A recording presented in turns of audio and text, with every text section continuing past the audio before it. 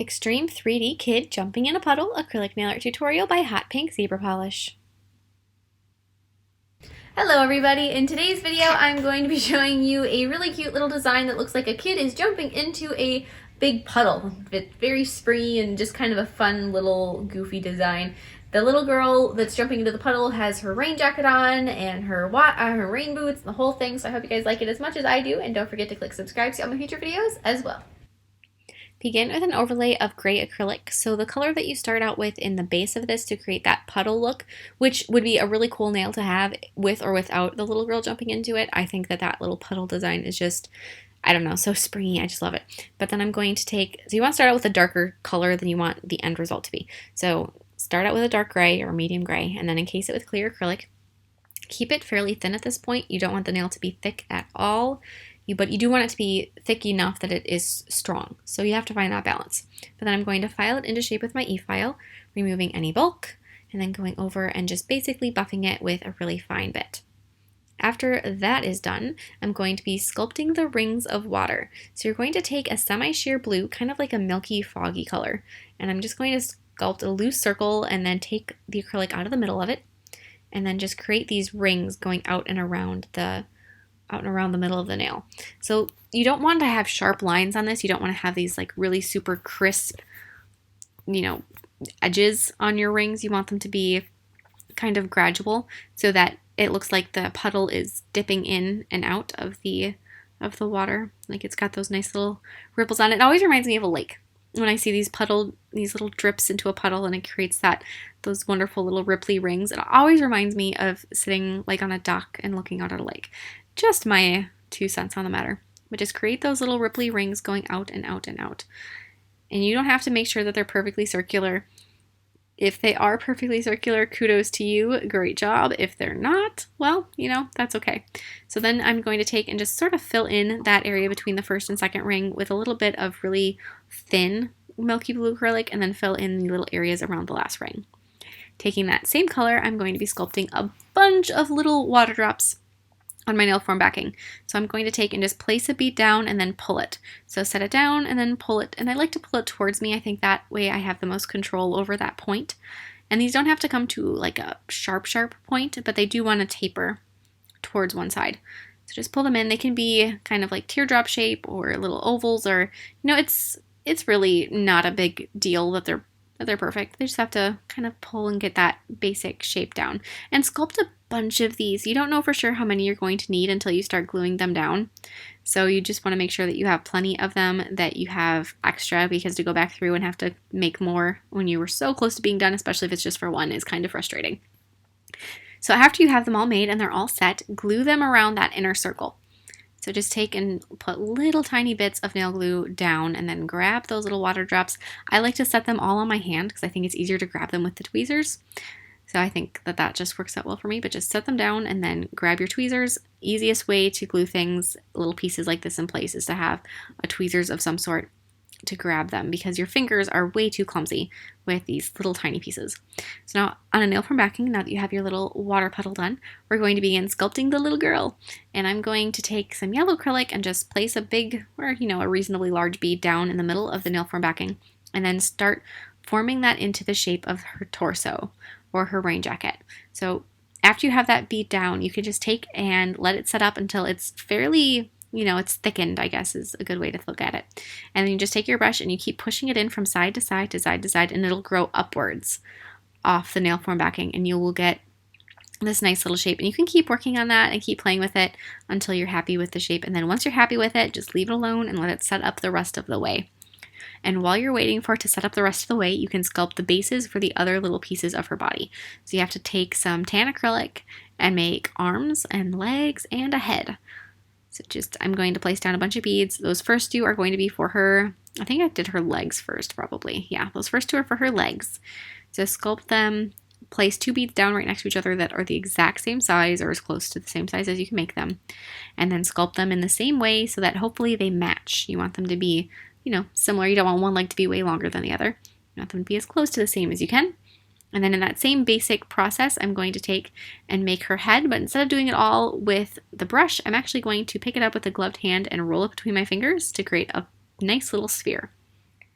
Then after you have that done, we can sculpt her little arms. And those I did with yellow as well. Since she is wearing that raincoat, it would go down her arms. I'm going to touch up the legs if they need a little bit more help.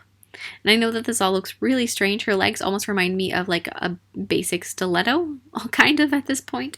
But once you see it all put together, it'll make sense. So there's her two arms, little L shapes. Those are a bit easier to sculpt for sure. Little L shapes like so. And then as you're working on this, you're going to want to add all the different details you can think of that you might need. So I'm also going to be doing 2 little piggy tails with brown acrylic. So I'm just sculpting the end of the pigtail, so the little part that's after the pony that comes out. And initially when I sculpted these, they were way too big, so I ended up sculpting smaller ones. Look at the size of everything else. Her ponytails do not need to be bigger than her arms. I don't know. Sometimes I don't really pay a close enough attention to these things, clearly. So just sculpt those. And then later you will start assembling all of this together. So everything doesn't have to be, done at this point. It's just the beginning. And then I'm going to take little bits more of that same tan color of acrylic and just add basically a little shape on the end of the arms that will be for her hands. Just like so, kind of tuck them in. I'm not going to worry about detailing those hands too much because it's so tiny that it would be so difficult to do. I'm going to flip over the legs and add a second layer of acrylic to the back of the legs. When I flip them over, I stick them into a little bit of poster putty that's on a brush cover so that I have some room to work. And then I'm going to start assembling everything. So I have her torso flipped upside down, and I'm going to be gluing her legs to the bottom of her raincoat. Just take a little bit of glue and place one leg down and then the other one. Me and nail glue, we don't get along, so I'm going to put down a little bit more nail glue, try that again, and just hold it in place for a second until you can kind of feel that it'll grip and it'll set up. And then, so you're going to do 2 legs, but they're not going to be in the exact same position. I don't know about the rest of you, but when I jump, my legs aren't completely symmetrical. They're a little bit different. So I'm going to do her legs that same way, not in the entirely same position, but very similar, just switch them up a little bit. And then after you have that done, you're going to want to take more yellow acrylic and sculpt her boots on the ends of her legs. So just take that yellow and kind of fill in the shoe area. You could have done this beforehand if you wanted to, but I kind of wanted to see how it looked on the torso before deciding to add her boots or exactly how big the boots should be. So I figured it was just easier to do it at this point. But it's up to you. If you think it'd be easier to have done it before, you can go ahead and do it that way. Just keep working on them. It doesn't take much yellow acrylic at all because the foot shape is already there. You are just adding the boot. So now that you have that done, and then we can go through and we're going to be adding a little post in the back. So this is going to be what holds the little girl up off of the nail so that she's floating above the big puddle. And then after I have that in there, it gives you a handle so that you don't have to worry about holding onto this little piece while you're working on the rest. You're going to want to glue her arms in place on the sides of her torso. There's one arm, there's the other arm. And just like how her legs aren't in the exact same position, it can be the same thing with the arms. And until this point, I haven't thickened up the arms and added that second layer. So you can do that now, and you're also going to want to blend the shoulders. So you don't want to see that sharp difference like it looks like you simply just glued her together. You want it to look like one simple fluid piece of little girl. So you want to blend that together and sculpt a little neck and then glue her head in place. And then you're going to want to take and shape her head a little bit more. So I want a really cartoony look, and so I decided her head was a little bit too small. So I'm going to be adding some more acrylic around her head just to make it a little bit bigger. A lot of times when you see cartoons, they have a much bigger head than their body, or proportionally what you would think of as kind of a big head. So I decided just to add a little bit more to add some more whimsy to the design. And just kind of pat that around. It's a little awkward to do it. It probably would have been easier just to sculpt a second layer around it and then use my fingers the same way I did before, so before attaching it. But it's up to you. And then after you have that, you're going to want to glue those little pigtails on. So take, and as you can see, they're much smaller now than what I originally sculpted, but just glue those in place. And after you have them glued in place, then we're going to take some more of your brown acrylic and we're going to add her hair. So when you're doing this hairstyle, you really want to plan how it's going to be. And I would even suggest, like if you're basing this off of a specific child, like I would say mine is kind of loosely based off of Melody, have them jump and see what their hair does, because usually hair sticks straight up, but it depends on the person. So like if you're doing a little boy, obviously, or anybody with short hair, they probably won't have hair that's sticking straight up.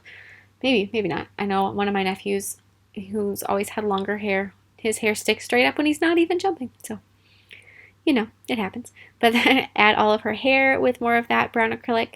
And anytime I'm sculpting hair, I would recommend that you use kind of a shimmery color of acrylic, regardless of what the shade is. So like if you're doing blonde, I would do kind of like maybe a slightly shimmery gold color. And like I'm doing this brown hair, I use a bronzy type of a brown, so it's got a little bit of a shimmer in it. Nothing like glittery or chunky at all, just a little bit of sheen so that it has a shininess that hair naturally does. Add her little ears on the sides and a little button nose. Just like that. And then you're going to take your e-file and you're going to make a hole in the center of the puddle that's just wide enough to put your little wire in that's attached to the bottom. So then hold your little jumping bean in the middle of that so that the glue sets up, and then you can secure it in place with some more of the whatever color acrylic, clear acrylic, or you can use some more of that milky brown or milky blue, not brown. And I'm going to take some white paint and add some little highlights around the water. So on each of the little drops, I'm going to add a little white highlight, and then here and there on the rest of the puddle, just to make it look really shiny and wet like water. And then you're going to want to add details to your little girl. I'm going to put some red details on her coat so it's not just yellow. Add a collar on it, some little lines for pocket trim, then a little line straight down the center of it. A couple little spots for where the buttons would be. When you're adding details to a design like this, try not to just limit your focus from one perspective of the nail, because this is a 360 design. So you can look at it from any direction and it should have an effect of what you're going for. You should be able to tell what it is from every single angle. So look at it from the back and add details to the back. As you can see, I'm detailing her hair. Same thing from the side. So make sure it's so easy just to look at a design. You might be looking at this from the front and only detail the front of it, and then all of a sudden you look at it later and you're like, well, wait a second, there's a whole section of this that is just, it's just not detailed, it's not finished. So make sure that as you're working on it, you do spin it around so you can see it from all the different angles to make sure that it is looking how you want it. And then when you're all done, we're going to be applying a layer of gel sealer over the water, and then over anything that you want to be shiny, and then some matte top coat over the jumping bean. And that's it. This little design is something that I wanted to just keep kind of silly and whimsical. I hope you guys like it as much as I do, and I hope you guys are having nice weather so maybe you can get out and about and not just be stuck in the house. But, stuck in the house and safe is better than not. So yeah, I'll see you next time. Bye!